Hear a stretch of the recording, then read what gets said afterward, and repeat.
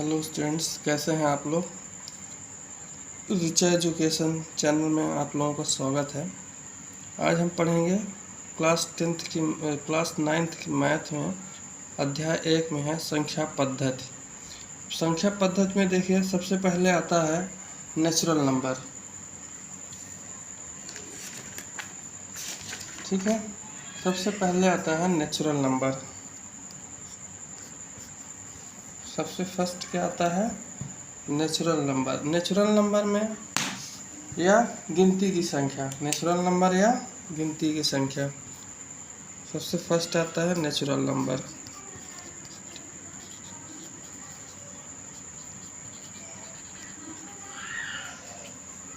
ठीक है, natural number या गिनती की संख्या, और इसी को हिंदी में बोलते हैं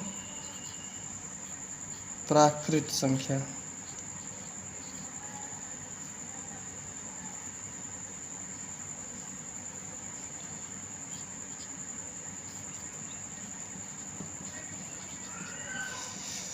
ठीक है, अब इसी को हम हिंदू अरबिक नंबर भी बोलते हैं। ठीक है, अब गिनती की संख्या कौन सी होती है? हम किसी भी चीज़ को कहाँ से गिनते हैं? 1 2 3 4 5 6 7 8 ऐसे, है ना। अब प्राकृत संख्या को हम n से डिनोट करते हैं, तो n इज इक्वल टू क्या होता है? 1 2 3 4 5 6 7 8 9 ऐसे इन्फानाइट तक। ठीक है, अब सबसे पहले हम क्या पढ़े? नेचुरल नंबर या प्राकृत संख्या। इसे गिनती की संख्या भी कहते हैं। ठीक है, काउंटिंग नंबर भी बोलते हैं। ठीक, और इसको n से डिनोट करते हैं, और 1 से लेके अनंत तक जितना भी नंबर है वो सारा क्या आता है? नेचुरल नंबर या प्राकृत संख्या कहते हैं। ठीक है, दूसरा आता है होल नंबर्स। सेकंड नंबर क्या है? Whole number.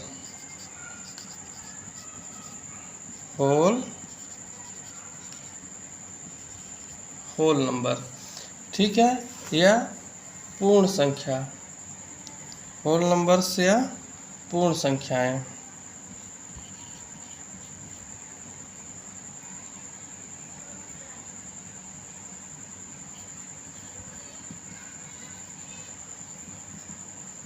ठीक है, अब देखिए, जो हमने नेचुरल नंबर पढ़ा, अब उसी में अगर हमने जीरो को भी शामिल कर लें, ठीक है, नेचुरल नंबर में ही किसको शामिल कर दें? जीरो को, तो वो क्या कहलाएगी? होल नंबर कहलाएगी। क्या कहलाएगी? Whole number. जैसे अब देखिए, हमको क्या है,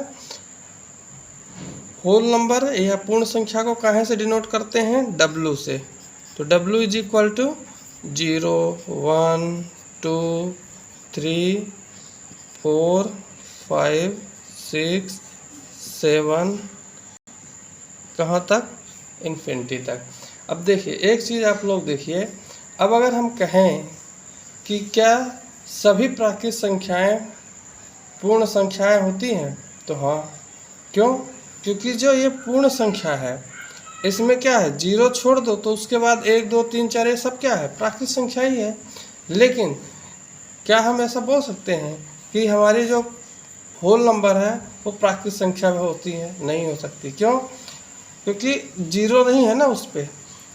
नेचुरल नंबर में 0 शामिल नहीं है, लेकिन पूर्ण संख्या में प्राकृत संख्या है। क्यों? क्योंकि 1 क्या है?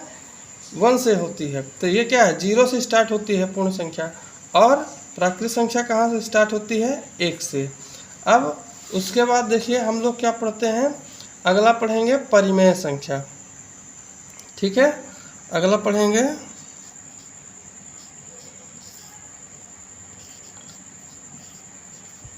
परिमेय संख्या। परिमेय संख्या क्या होती है? जब किसी भी संख्या को हम भिन्न के रूप में लिखें, जब किसी भी संख्या को हम भिन्न के रूप में लिखें, परंतु उसका जो हर है वो शून्य नहीं होना चाहिए, उसका जो हर है वो शून्य ना हो, तो इस तरह की संख्या को हम क्या बोलते हैं? परिमेय संख्या बोलते हैं। ठीक है, परिमेय संख्या या रेशनल नंबर।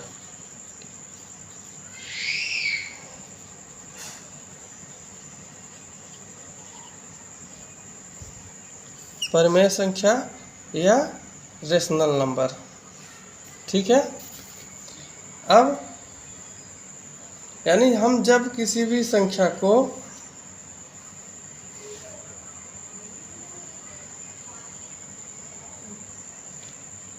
भिन्न के रूप में लिखें परंतु उसका क्या हो, हर जीरो ना हो, यानी जब हम किसी भी संख्या को क्या कह सकते हैं, और इसको कहाँ से डिनोट करते हैं, क्यू से। तो क्यू इज इक्वल टू 1/2, 1/3, 4/5, 0/2, 5/6, ये सभी क्या हैं, परिमेय संख्याएं हैं। ठीक है, देखिए इनमें किसी में भी हर क्या है, शून्य नहीं होता। और परिमेय संख्या को कहाँ से डिनोट करते हैं, क्यू से। ठीक है, वो संख्याएं जिन्हें हम p/q के रूप में p/q के रूप में लिख सकते हो। ठीक है, और p और q दोनों क्या हों, पूर्णांक हो, लेकिन q is not equal to 0। q 0 नहीं होना चाहिए, हर क्या है, 0 नहीं होना चाहिए। ठीक है, इतना समझ गए, प्राकृत संख्या, पूर्ण संख्या, परिमेय संख्या। अब देखिए इसके बाद हम लोग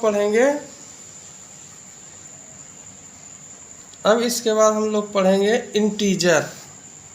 ठीक है, इंटीजर या पूर्णांक। ठीक है, तो चौथा क्या है, पूर्णांक या इंटीजर।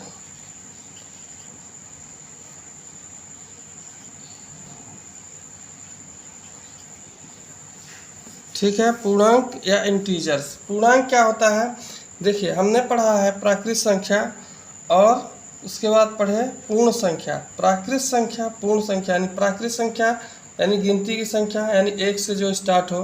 पूर्ण संख्या या जो 0 से स्टार्ट हो। और पूर्णांक क्या होता है, पूर्णांक जो नंबर लाइन होती है अपनी, देखिए अब इस पे हमारा क्या है, 0, बीच में क्या होता है, 0।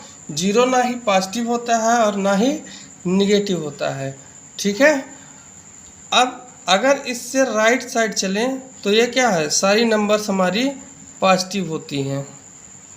ठीक है, और अगर इससे लेफ्ट साइड चलें तो सारी जो नंबर्स होती हैं वो निगेटिव होती हैं। अब नंबर लाइन पर जितनी भी संख्याएं पॉजिटिव और निगेटिव लिखी जाती हैं वो सभी क्या हैं, पूर्णांक कहलाती हैं। वो क्या कहलाती हैं, सभी पूर्णांक, यानी सभी धनात्मक और ऋणात्मक संख्याएं क्या कहलाएंगी, सभी धनात्मक और ऋणात्मक संख्याएं जो नंबर लाइन पर लिखी जा सकती हैं उनको क्या कहते हैं, पूर्णांक कहते हैं। लेकिन ध्यान रखिएगा, अब अगर हम कह दें कि क्या 1/2 पूर्णांक है, तो नहीं। क्यों, ये पूर्णांक नहीं है। पूर्णांक का मतलब होता है कि वो डेसिमल में ना लिखा हो। जैसे 2.0 तो ठीक है, जैसे 2.123 लिखा हो, अब इसको क्या कहेंगे, ये डेसिमल में लिखा हुआ है, ये पूर्णांक नहीं है, यानी पूरा अंक लिखा हो इस तरह का। ठीक है, और कोई भी अंक लिखा हो, 2 है, 9 है, 11 है, 20 है, 265 है, कुछ भी लिखा हो, ये सब क्या है, पूर्णांक है। चाहे वो पॉजिटिव में लिखा हो, चाहे निगेटिव में लिखा हो, चाहे वो धनात्मक हो या ऋणात्मक हो, वो क्या कहलाएगा, पूर्णांक कहलाएगा। अब आप लोग पढ़े प्राकृत संख्या। अब प्राकृत संख्या में अगला हम पढ़ेंगे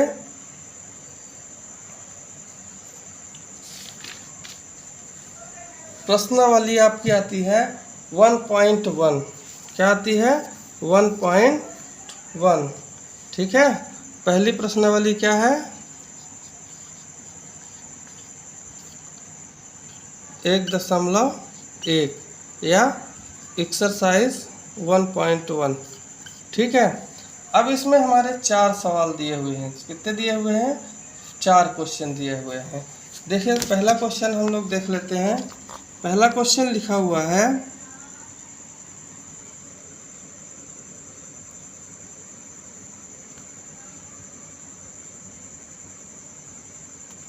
कि क्या शून्य एक परिमेय संख्या है?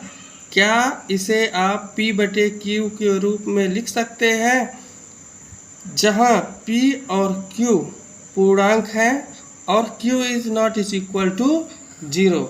ठीक है, परिमेय संख्या की हमने परिभाषा क्या बताई थी कि जिस संख्या को हम p/q के रूप में लिख सकते हैं उसको क्या कहेंगे? परिमेय संख्या कहेंगे। लेकिन p और q दोनों पूर्णांक होने चाहिए, लेकिन q 0 नहीं होना चाहिए, यानी हर शून्य नहीं होना चाहिए। तो पहला हमारा सवाल क्या था कि क्या शून्य एक परिमेय संख्या है? तो हमने पहला का आंसर क्या लिखेंगे? पहले का उत्तर क्या लिखेंगे कि हाँ, शून्य एक परिमेय संख्या है। फिर क्या बोलता है? क्या आप इसे p/q के रूप में लिख सकते हैं? अगर लिख सकते हैं तो q 0 नहीं होना चाहिए। तो हाँ, लिख सकते हैं। कैसे लिख सकते हैं? 0/1, 0/2, 0/3, कुछ भी लिखिए। 0/4, 0/6, 0/7। क्या होगा? आपने पढ़ा है पीछे की क्लास में कि किसी भी नंबर में अगर 0 से भाग दें, यानी 0 भागे अगर 1 करें, 0/1 करोगे तो 1 0 जा 0, यानी आंसर क्या आ जाएगा? 0 ही आ जाएगा। ठीक है, तो इसलिए हम शून्य को p/q के रूप में लिख सकते हैं और शून्य हमारी एक परिमेय संख्या है। फिर दूसरा क्वेश्चन कहता है, क्वेश्चन नंबर 2 है हमारा, कहता है कि 3 और 4 के बीच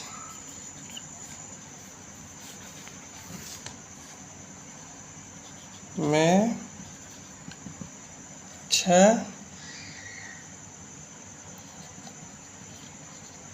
परिमेय संख्याएं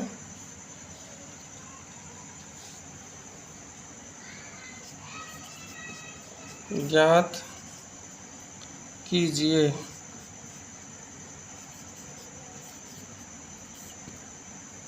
ठीक है, क्या बोल रहा है कि 3 और 4 के बीच में 6 परिमेय संख्या। देखिए अब इसको सॉल्व करिए।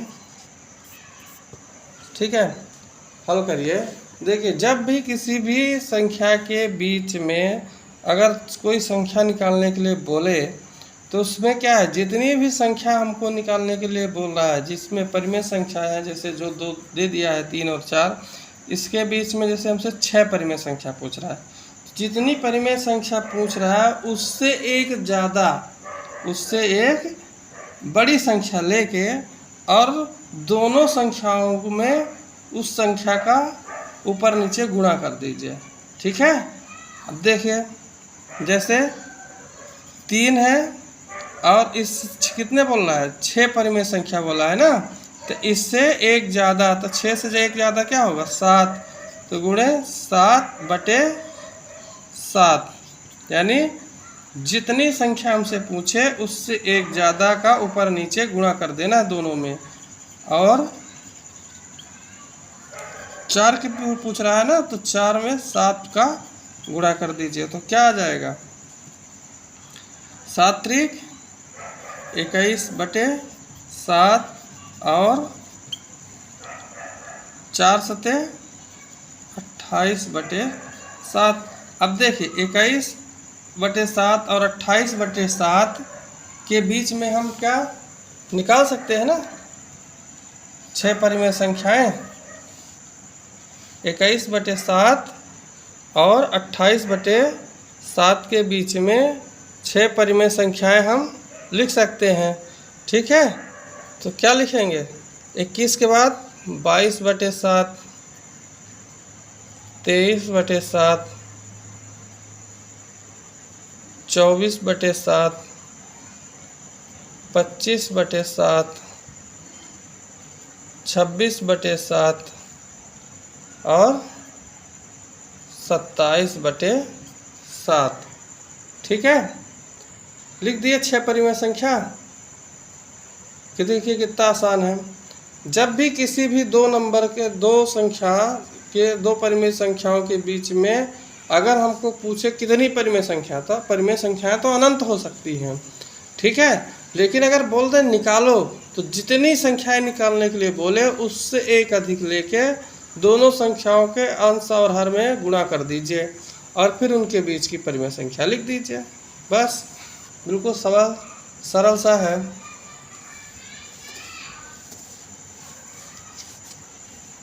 अब अगला आता है, तीसरा सवाल है। कहता है 3/5 और 4/5 के बीच 5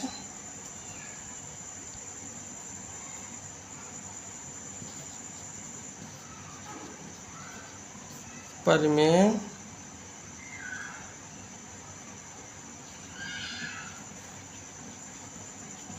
संख्याएं ज्ञात कीजिए। ठीक है, अब क्या कह रहा है, कितनी? 5। तो हम क्या करेंगे, आपको बताया कि एक अधिक का ऊपर नीचे गुणा करना है, तो सॉल्व करिए। ठीक है, तो 3/5 इंटू कितने का मल्टीप्लाई करना है? 5 पूछा है ना, तो 6 का, 1 से अधिक, और 4/5। ठीक है, क्या आएगा आंसर?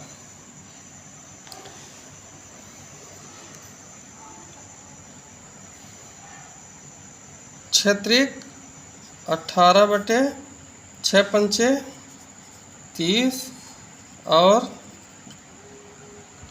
6 चौको 24/6 30। अब देखिए 18/30 और 24/30। अब इसके बीच में 5 परिमेय संख्याएं लिखनी है, तो अब लिख सकते हैं। कौन कौन सी होगी? 18 के बाद क्या आएगा? 19/30,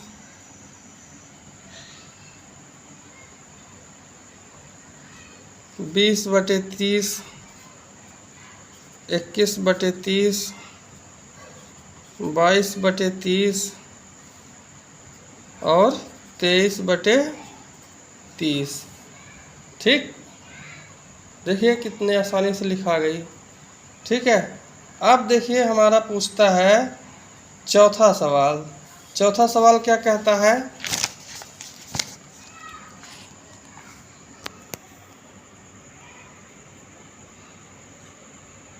नीचे दिए गए कथन सत्य है या असत्य है, कारण सहित उत्तर दीजिए।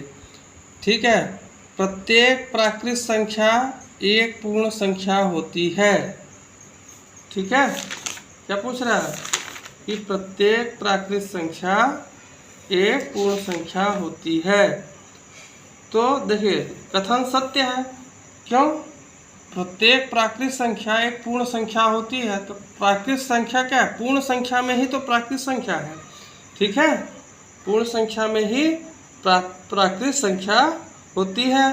तो क्या लिखेंगे? उत्तर लिखेंगे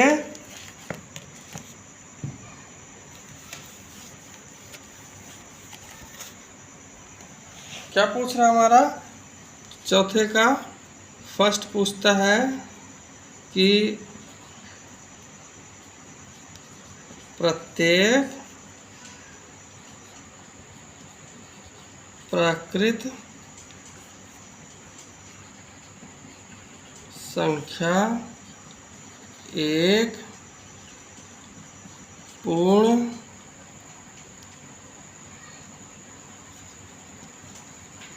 संख्या होती है। तो हम क्या आपको बताए थे कि प्राकृत संख्या कहाँ से स्टार्ट होती है? 1 2 3 4 5 6 ऐसे। और पूर्ण संख्या कहाँ से स्टार्ट होती है? 0 1 2 3 4 5 6 7। अब देखिए, अब अगर हम कहें कि क्या ये नंबर्स इसमें नहीं है,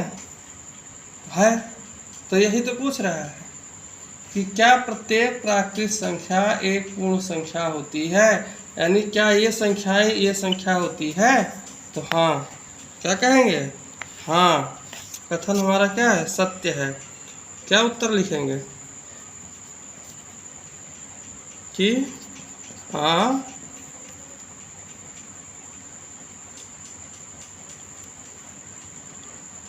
क्योंकि पूर्ण संख्या के संग्रह में लिखेंगे सत्य है, और कारण में लिखेंगे क्योंकि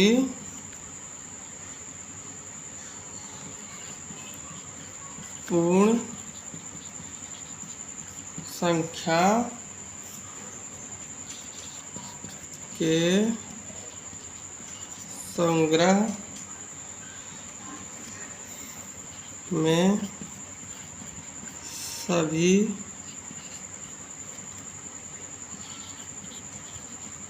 प्राकृत संख्याएं होती हैं। ठीक है, ये हो गया आंसर पहले का। अब दूसरा क्या बोलता है कि प्रत्येक पूर्णांक एक पूर्ण संख्या होती है? नहीं, असत्य है। क्यों असत्य है?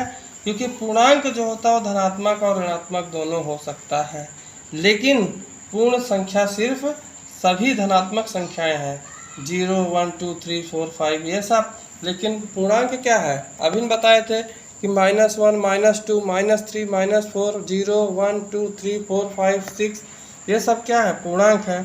तो ठीक है, तो दूसरे में क्या आएगा? दूसरा क्वेश्चन क्या बोलता है? सेकंड नंबर कहता है कि प्रत्येक पूर्णांक एक पूर्ण संख्या होती है। ठीक है, तो ये क्या है? इसका उत्तर क्या लिखेंगे?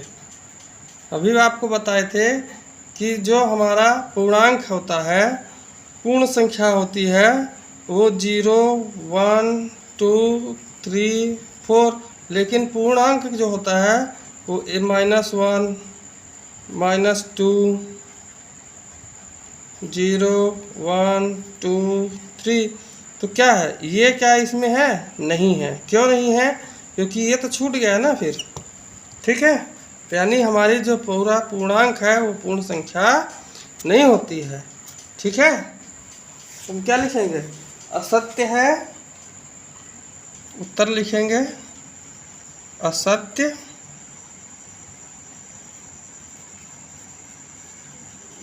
क्योंकि -3 एक पूर्णांक, किसी को भी आप ले सकते हैं एग्जाम्पल में, एक पूर्णांक है,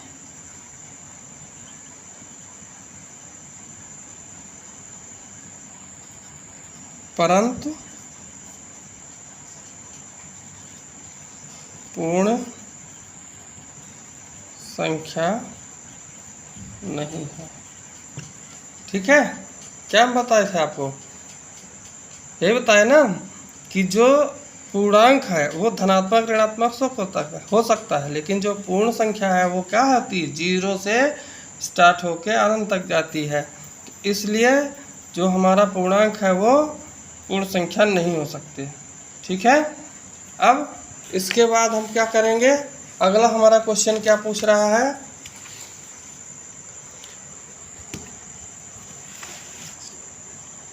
अगला पूछ रहा है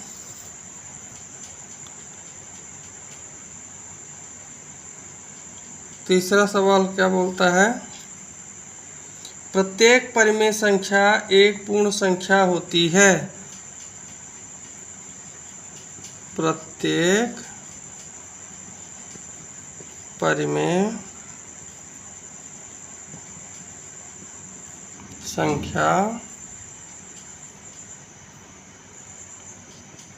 एक पूर्ण संख्या होती है। कह रहा है ये कथन बताइए सही है या गलत। ठीक है, तो प्रत्येक परिमेय संख्या एक पूर्ण संख्या होती है, तो ये भी असत्य है। क्यों, परिमेय संख्या क्या होती है, प्रत्येक परिमेय संख्या एक पूर्ण संख्या नहीं हो सकती। क्यों, परिमेय संख्या पूर्ण संख्या तो हो ही नहीं सकती, क्योंकि परिमेय संख्या क्या होती है, P/Q के रूप में लिखी होती है, और पूर्णांक क्या होता है, पूरा पूरा लिखा होता है। ठीक है, डेसिमल में नहीं होता है। तो ये क्या होगा इसका उत्तर, उत्तर में आप क्या लिखेंगे इसके, असत्य। क्या होगा, असत्य। और कारण क्या लिखेंगे, क्योंकि किसी को भी आप एक ले लीजिए एग्जाम्पल में, क्योंकि 1/2 हम ले रहे हैं, एक परिमेय संख्या है, परंतु पूर्ण संख्या नहीं है। ठीक है, क्या लिख रहे हैं हम, देखिए तीसरे का, कि प्रत्येक परिमेय संख्या एक पूर्ण संख्या होती है, तो हमने बताया कि असत्य है। कथन क्या है, असत्य है। क्यों असत्य है, देखिए, क्योंकि 1/2 ये एक परिमेय संख्या तो है, परंतु क्या ये पूर्णांक है, नहीं। क्योंकि पूर्णांक क्या होता है, 1, 0, 1, 2, 3, 4, ये सब है ना पूर्णांक। ठीक है, -1, -2, ऐसा ये सब क्या है, पूर्णांक है। धनात्मक या ऋणात्मक रहेगा वो अलग बात है, लेकिन क्या है, पूरा पूरा अंक रहेगा। ठीक है, लेकिन यहाँ क्या हो रहा है, परिमेय संख्या में क्या होता है कि वो P/Q के रूप में लिखी होती है, बस Q उसका मतलब हर क्या है, 0 नहीं होना चाहिए। यानी कोई भी डेसिमल नंबर क्या होती है, परिमेय संख्या हो सकती है, लेकिन वो पूर्ण संख्या या पूर्णांक नहीं हो सकता। ठीक है, तो ये क्या है, पूर्ण संख्या नहीं हो सकता। पूर्ण संख्या हमारी क्या होती है, 0, 1, 2, 3, 4, 5 इन्फिनिटी तक। ठीक है, इस तरह से हमारे क्या होता है, फर्स्ट लेसन का 1.1 के चारों क्वेश्चन ख़त्म होते हैं। अब मिलेंगे अगले वीडियो में, आप लोगों को पढ़ाएंगे 9.2। इसी तरह से आप लोग हमारा वीडियो देखते रहिए, और जो ना समझ में आए उसको आप कमेंट बॉक्स में लिखा करिए, और हमारी वीडियो अच्छी लगे तो लाइक, शेयर और सब्सक्राइब किया करिए। धन्यवाद।